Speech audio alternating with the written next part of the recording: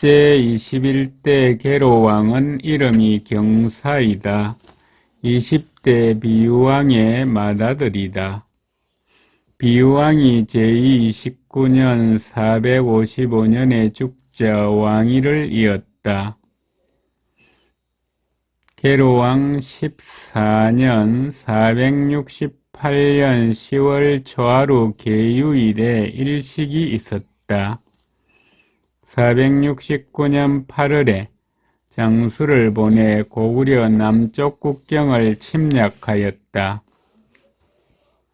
469년 10월에 쌍현성을 보수하고 청몽령에 큰 목책을 세우고 북한 산성의 군사를 나누어 지키게 하였다.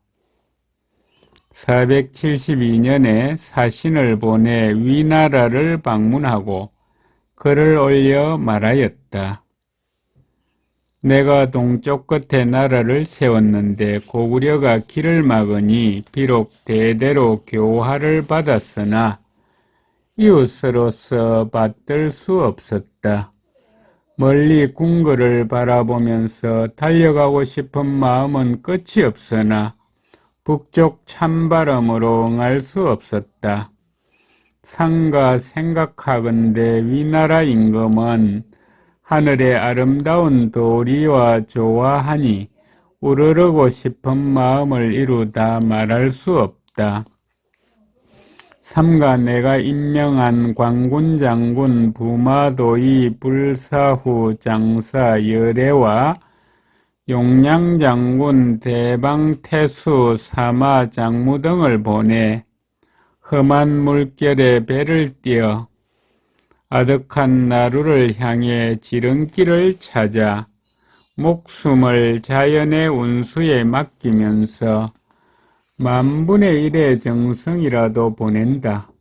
바라건대 천지신명이 감흥을 들이우고 위나라 임금의 영험이 널리 뒤덮어 이들이 위나라 임금의 거처에 잘 도달하여 내 뜻을 펼쳐 드러낼 수 있다면 비록 그 소식을 아침에 듣고 저녁에 죽더라도 길이 여한이 없다. 그래서 또 말하였다. 나 계로왕은 고구려와 더불어 근원이 부여에서 나왔으므로 선대에는 고구려가 옛 정의를 돈독히 다하였는데 고구려 고국원왕이 이웃과의 우호를 가볍게 저버리고 몸소 군사를 거느리고 우리 국경을 침략하였다. 백제 14대 금구수왕이 군대를 정비하여 번개같이 달려가 기회를 타고 달려들어 치니 화살과 돌이 잠시 오가다가 고국원왕의 머리를 베어 달았다. 이로부터 감히 남쪽을 돌아보지 못하였다. 연나라의 운수가 다해 남은 무리가 도망쳐 오자 고구려가 점점 번성해 드디어 업신여김과 핍박을 당하게 되었다. 원한을 맺고 병화가 이어진 지 30여 년이 되니 재물이 다하고 힘도 고갈되어 점점 약해지고 위축되었다.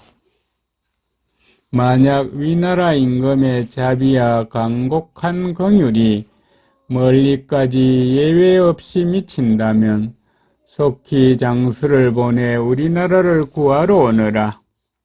마땅히 내 딸을 보내 후궁을 썰게 하고 아울러 아들을 보내 바깥 마국간에서 말을 기르게 하며 한 척의 땅과 한 명의 백성이라도 감히 스스로 가지지 않겠다. 또 말하였다. 지금 고구려 장수왕은 죄가 있어 나라가 스스로 의육이 되고 대신과 호족을 살육하기를 거치지 않아 죄가 차고 악이 쌓이며 백성은 무너지고 흩어졌다. 이는 고구려를 멸망시킬 수 있는 시기요. 위나라 임금의 손을 빌릴 때이다. 또 연나라 유민의 군사와 말은 새와 짐승이 주인을 따르는 정이 있고 낭낭의 여러 군은 고향으로 돌아가려는 마음을 품고 있으니 위나라 임금의 위험을 한번 일으킨다면 정벌은 있어도 전쟁은 없을 것이다. 나는 비록 어리석고 둔하나 뜻을 바치고 힘을 다하여 마땅히 우리 군사를 거느리고 위풍을 받들어 호응하겠다. 또 고구려는 어렵지 못하여 거스르거나 속이는 일이 한 번이 아니다. 겉으로는 외효가 이웃나라로서 낮추어 썼던 말을 본받으면서 속으로는 흉악한 제안과 저돌적인 행동을 품어 혹은 남쪽으로 송나라와 통하고 북쪽으로 유영과 약속하여 입술과 이처럼 서로 의지하면서 위나라 임금의 책략을 능멸하려고 꾀하고 있다. 옛날 요 임금은 지극한 성인이었으나 단수에서 묘족을 벌주었으며 맹상군은 어질다고 일컬어졌지만 길에서 욕하는 말을 내버려 두지 않았다. 작은 시내의 물도 마땅히 빨리 막아야 하는데 지금 만약 고구려를 취하지 않으면 장차 후회를 남기게 될 것이다. 지난 440년 이후에 내가 서쪽 경계인 소석산 북극 바다에서 시신 10여 구를 발견하고 아울러 옷과 그릇과 안장과 굴레를 얻었는데 살펴보니 고구려의 물건은 아니었다. 뒤에 들으니 이는 북이 임금의 사신이 우리나라로 내려오다가 고구려가 길을 막아 항하에 빠진 것이라 한다. 비록 확실히 단정할 수 없으나 분노를 깊이 품었다. 옛날 송나라가 신주를 죽이니 초나라 장왕이 맨발로 뛰어나갔고 놓아준 비둘기를 세매가 집으니 신릉군은 먹지 않았다. 적을 이기고 이름을 세우는 것은 아름답고 높기가 끝이 없다. 무릇 구구한 변방의 작은 나라도 오히려 만대의 신의를 생각하는데 하물며 북이 임금은 천지의 기운을 모으고 형세가 산과 바다를 기울일 수 있는데 어찌 고구려로 하여금 위나라 임금의 길을 걸터앉아 막게 하느냐.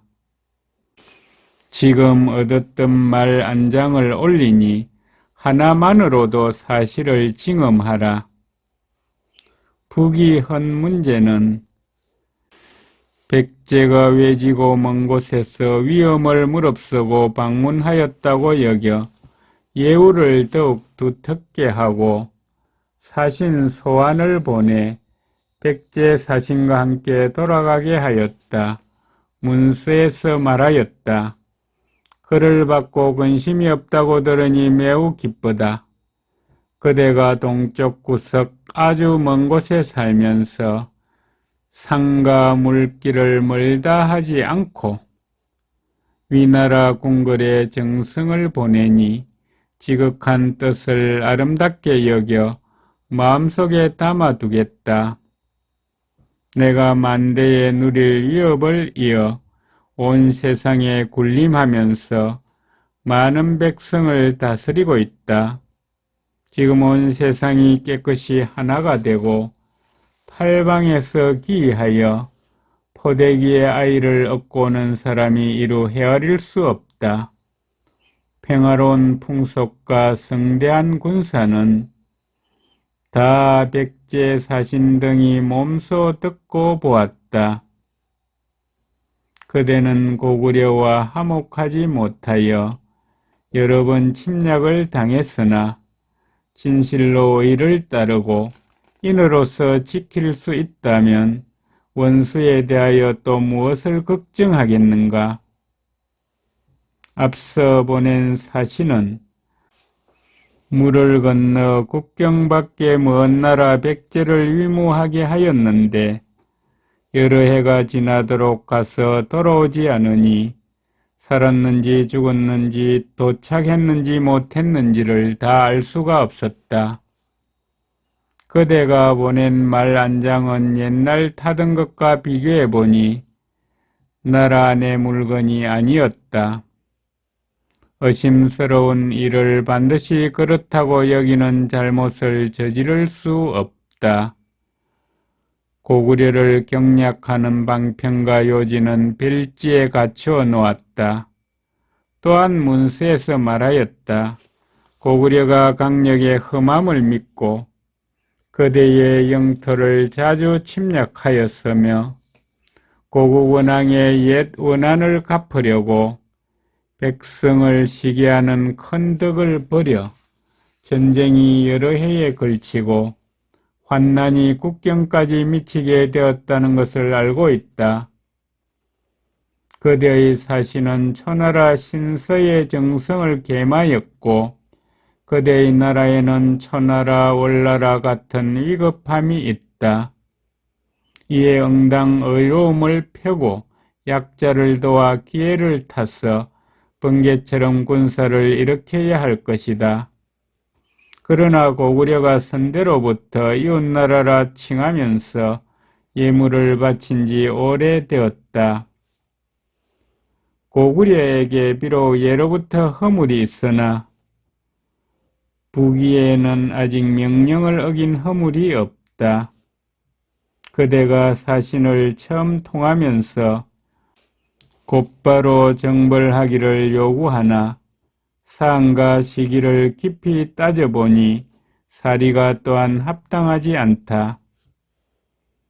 그러므로 지난해 계로왕 18년 472년에 열애 등을 보내 팽량에 이르러 그 사유와 상황을 조사하고자 하였다.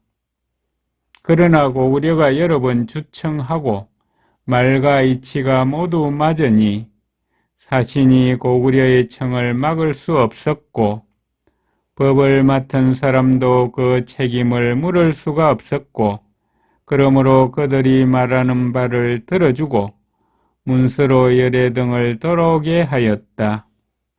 만약 고구려가 지금 다시 임금 뜻을 어긴다면 허물이 더욱 드러날 것이므로 뒷날 비록 스스로 말한다 하더라도 죄를 피할 수가 없을 것이다. 그런 뒤에 군사를 일으켜 치는 것이 의에 합당할 것이다. 동쪽 나라들은 때대로 항아 넘어 살면서 도가 번성하면 이웃나라의 예를 받들고 은혜를 거두면 자기 국경을 지킬 뿐이다. 그러므로 예속관계는 옛 전적에 나타나 있으며 세시에 호나무 하설을 바치는 일은 빠뜨리기도 하였다. 그대는 강약의 행세를 갖추어 말하고 지난 시대의 행적을 모두 열거하였는데 풍속이 다르고 사정이 달라 견주는 것이 마음에 어긋난다. 우리의 큰 규칙과 큰 책략은 그 이루고자 하는 바가 오히려 남아있다. 이제 나라는 하나로 팽정되어 나라 안에 근심이 없다. 늘 동쪽 끝까지 위엄을 높이고 국경 밖에 깃발을 매달며 먼 나라에 굶주리는 백성을 구원하며 먼 지역까지 위나라 위풍을 떨치려고 하였다.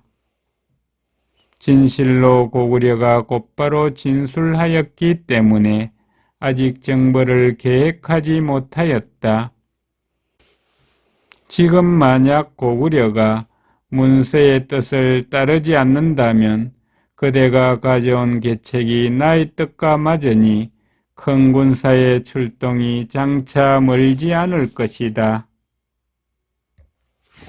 곧 미리 군사를 거느리고 있으면서 함께 일으킬 수 있도록 갖추어 이를 기다리고 때때로 보고하는 사신을 보내 고구려의 실정을 빨리 알 수 있도록 하라.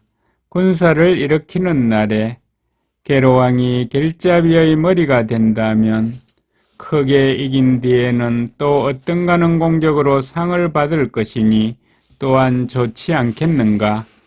그대가 바친 비단과 해산물은 비록 다 도달하지는 않았으나 그대의 지극한 마음을 밝혔다. 지금 여러 물품을 별지와 같이 주겠다. 북위 임금이 또 장수왕에게 문서로 북위 사신 소환 등을 백제로 호송하게 하였다. 소환 등이 고구려에 이르자 장수왕은 예전에 계로왕과 원수진 일이 있다 하여 동쪽으로 지나가지 못하게 하였다. 소환 등이 이에 모두 돌아오니 곧 문서를 내려 크게 꾸짖었다. 그 뒤 사신 소환에게 동네에서 물을 건너 계로왕에게 글을 보내 그 정성과 절조를 기리려고 하였다. 북위 사신 소환 등이 물가에 이르러 바람을 만나 떠다니다가 끝내 백제에 도달하지 못하고 돌아갔다. 계로 임금은 고구려가 자주 국경을 침략한다 하여 위나라에 글을 보내 군사를 청하였으나 따르지 않았다. 계로왕이 이를 원망하여 마침내 방문을 끊었다. 475년 9월에 고구려 장수왕이 군사 3만 명을 거느리고 와서 서울 한성을 에워쌌다. 계로왕이 성문을 닫고 나가 싸우지 못하였다. 고구려가 군사를 나누어 네 길로 협공하고 또 바람을 타고 불을 놓아 성문을 불태웠다. 사람들의 마음이 매우 두려워 간혹 나가 항복하려는 사람도 있었다. 계로왕은 군색하여 어찌할 바를 몰라 수십 명의 기병을 거느리고 문을 나가 서쪽으로 달아나니 고구려가 추격하여 계로왕을 해쳤다. 이보다 앞서 고구려 장수왕이 몰래 백제를 치려고 백제에서 간첩 노릇을 할 만한 사람을 구하였다. 이때 성녀 도림이 모집에 응하여 말하였다. 내가 원래 돈은 알지 못하지만 나라의 은혜를 갚으려는 생각은 있다. 바라건대 장수왕은 나를 어리석다 여기지 않고 지목하여 시킨다면 왕명을 욕되게 하지 않을 것을 약속한다. 장수왕이 기뻐하여 몰래 보내 백제를 속였다. 이에 도림은 거짓으로 죄를 짓고 도망가 백제로 들어갔다. 당시 백제 계로왕은 장기와 바둑을 좋아하였다. 도림이 왕궁문에 이르러 말하였다. 내가 어려서부터 바둑을 배워 잠옷 신묘한경지에 들었으니 바라건대 곁에서 알려주고자 한다. 계로왕이 도림을 불러들여 마주 앉아 바둑을 두니 가연 국수였다. 마침내 그를 높여 상객으로 삼고 매우 친하게 지내며 서로 늦게 만난 것을 아쉬워하였다. 도림이 하루는 계로왕을 모시고 앉아서 조용히 말하였다. 나는 다른 나라 사람인데 계로왕이 나를 멀리하지 않고 은혜를 매우 두텁게 베풀어 주었다. 나는 오직 한 가지 재주를 바쳤을 뿐 아직 털끝만한 이익도 주지 못하였다. 이제 바라건대 한 말씀 드리려 하는데 임금의 뜻이 어떠한지 알지 못하겠다. 계로왕이 말하였다. 차근차근 말해보라. 만약 나라에 이로움이 있다면 이는 성리에게 바라는 바이다. 도림이 말하였다. 계로왕의 나라는 사방이 모두 산과 물이니 이는 하늘이 만든 요새이고 사람이 만든 형세가 아니다. 이런 까닭으로 사방의 이웃나라가 감히 엿볼 마음을 갖지 못하고 다만 받들어 섬기기를 원할 뿐이며 다른 겨를이 없다.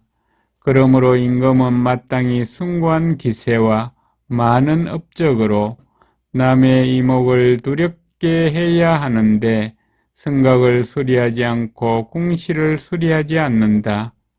선왕의 해골은 노지에 임시로 묻혀 있고 백성의 집은 강물에 자주 허물어지니 나는 대왕이 취할 바가 아니라고 생각한다. 계로왕이 말하였다. 좋다. 내가 장차 그렇게 하겠다. 이에 나라 사람을 모두 징발하여 흙을 쪄서 성을 쌓고 그 안에 궁궐과 누각과 정자를 지었는데 웅장하고 화려하지 않은 것이 없었다.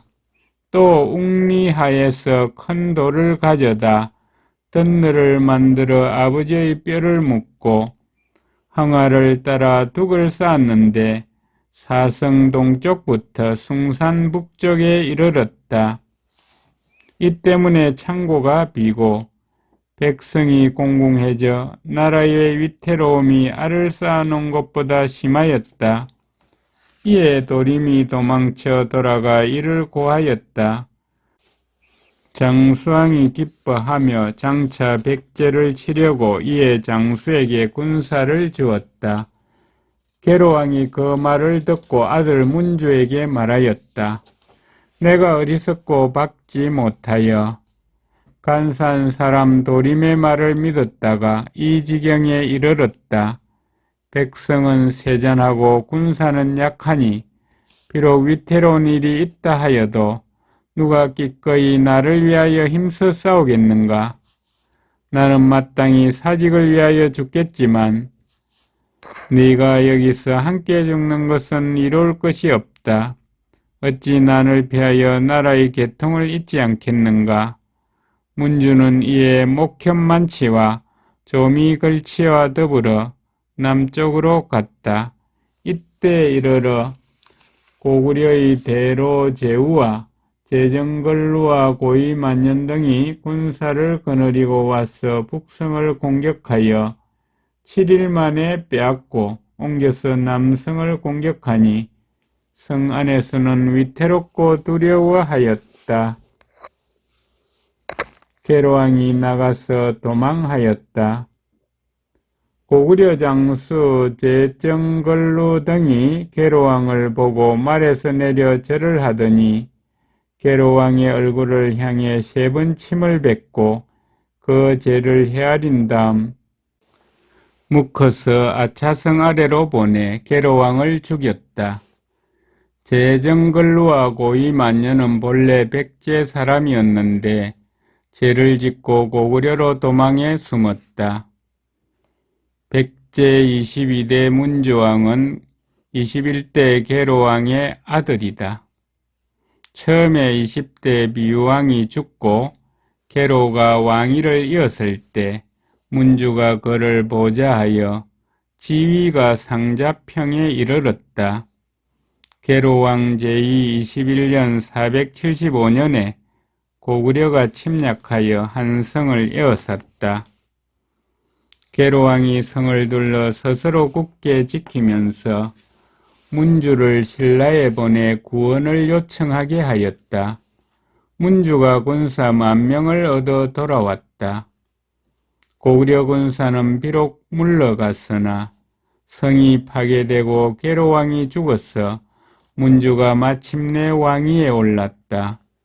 성품은 우유부단하나 역시 백성을 사랑하므로 백성도 그를 사랑하였다. 475년 10월에 웅진으로 도읍을 옮겼다. 476년 2월에 대두산성을 수리하고 황하 북쪽에 민가를 옮겼다. 3월에 송나라에 사신을 보내 방문하려 하였으나 고구려가 길을 막아 이르지 못하고 돌아왔다. 476년 4월에 탐나국에서 특산물을 바치니 문주왕이 기뻐하여 사신을 은솔로 삼았다. 476년 8월에 해구를 병간자평으로 삼았다. 477년 2월에 궁시를 수리하였다. 477년 4월에 문주왕 아우 곤지를 내신자평으로 삼고 맏아들 삼건을 태자로 책봉하였다. 477년 5월에 웅진에 검은 용이 나타났다. 477년 7월에 내신자평 곤지가 죽었다. 478년 8월에 병간자평 해구가 권력을 마음대로 휘두르고 법을 어지럽히며 임금을 업신여기는 마음이 있었으나 임금이 제어할 수 없었다. 478년 9월에 문주왕이 사냥을 나가 바깥에서 묵었는데 해구가 도둑을 보내 문주왕을 해치니 끝내 죽었다. 백제 23대 삼건왕은 22대 문주왕의 맏아들이다. 문주왕이 죽자 왕위를 이었다. 나이가 13살이었다. 군사와 정치에 대한 일체를 자평해구에게 맡겼다.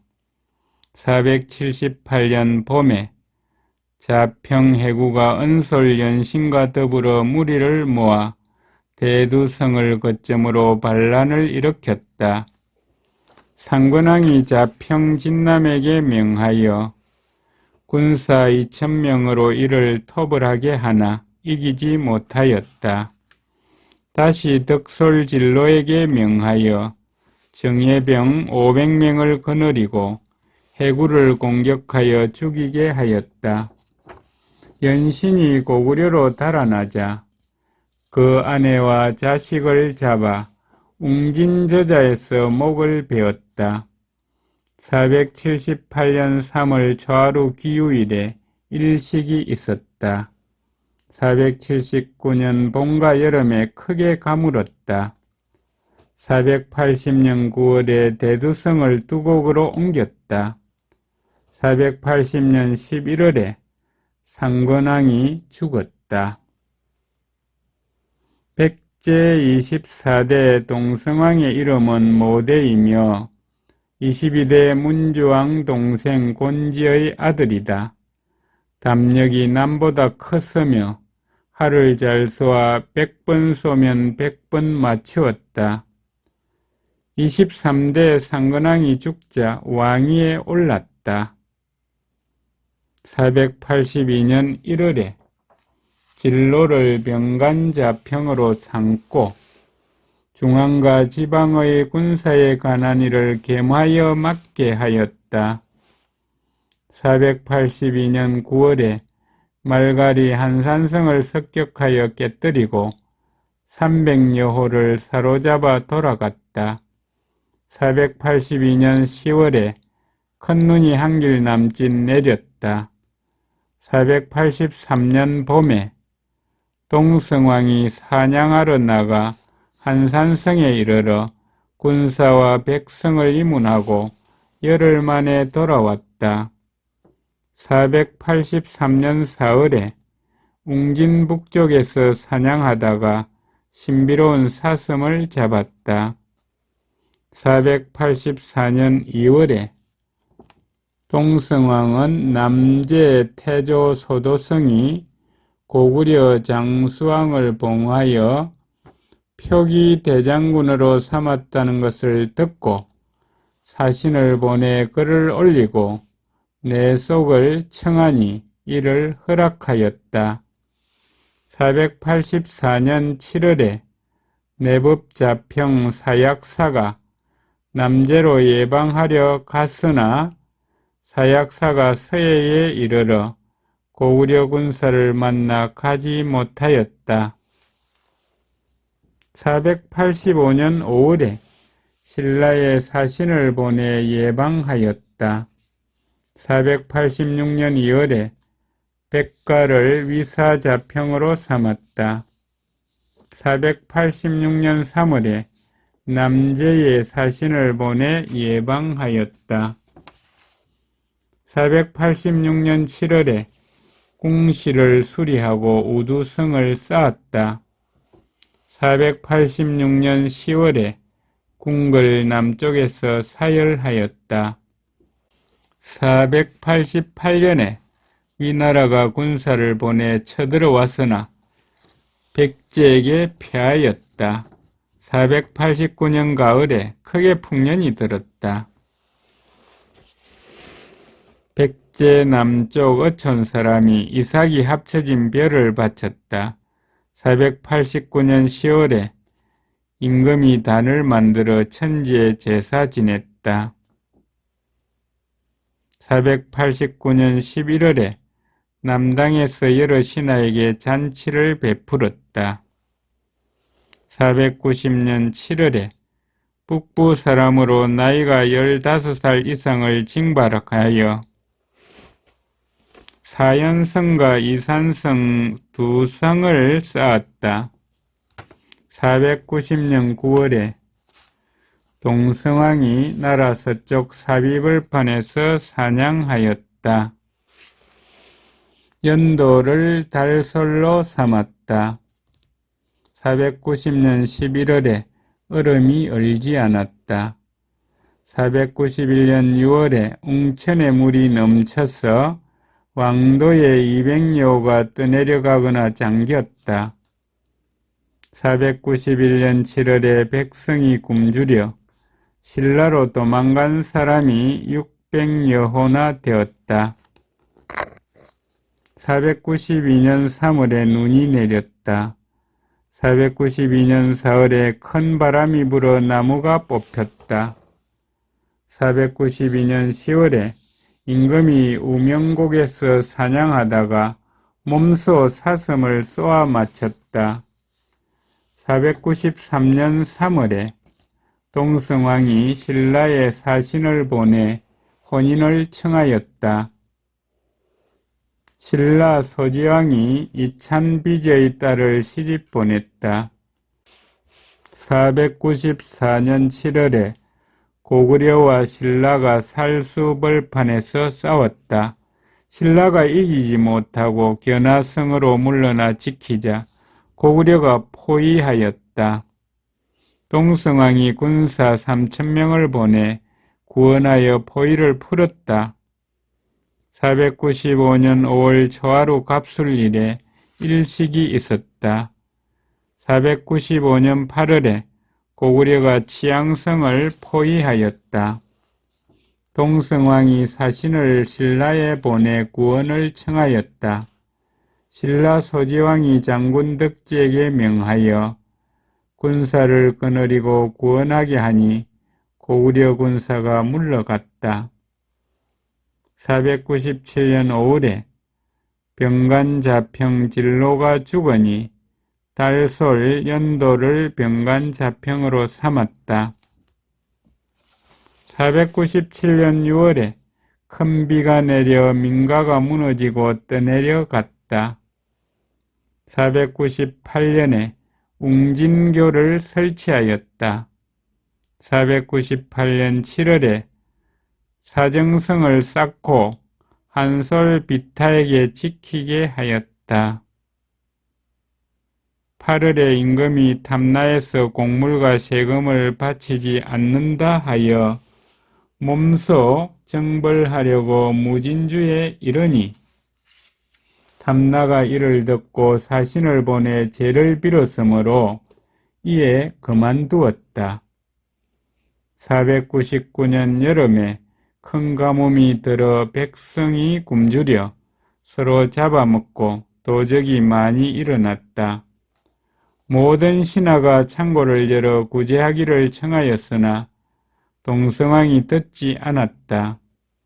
한산 사람 중에 고구려로 도망간 사람이 2,000명이었다. 499년 10월에 전염병이 크게 돌았다. 500년 봄에 임류각을 궁궐 동쪽에 세웠는데 높이가 5길이었다. 또 연못을 파고 기이한 새를 길렀다. 가나는 신하가 항의하여 상소하였으나 대답하지 않고 다시 가나는 자가 있을까 염려하여 궁궐 문을 닫아버렸다. 500년 사흘에 우두성에서 사냥하다가 비와 우박을 만나서 그만두었다. 500년 5월에 가물었다. 임금이 척근과 더불어 임류각에서 잔치를 베풀며 밤새도록 매우 즐겼다. 501년 1월에 왕도에서 할멈이 여우로 변하여 사라졌다. 호랑이 2마리가 남산에서 싸웠는데 잡으려 하였으나 잡지 못하였다. 501년 3월에 서리가 내려 보리를 해쳤다. 501년 5월부터 가을까지 비가 내리지 않았다. 501년 7월에 타넨의 목책을 세워 신라에 대비하였다. 501년 8월에 가림성을 쌓고 위사자평 백가에게 그곳을 지키게 하였다. 501년 10월에 동성왕이 사비 동쪽 벌판에서 사냥하였다. 501년 11월에 임금이 웅천 북쪽 벌판에서 사냥하고 또 사비의 서쪽 벌판에서 사냥하였는데 큰 눈에 길이 막혀 마포촌에서 묵었다. 이전에 동성왕이 백가에게 가림성을 지키게 하자 백가는 가려고 하지 않았다.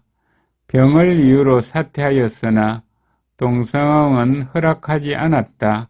이 때문에 동성왕을 원망하였는데 이때 이르러 사람을 시켜 동성왕을 칼로 찔렀다.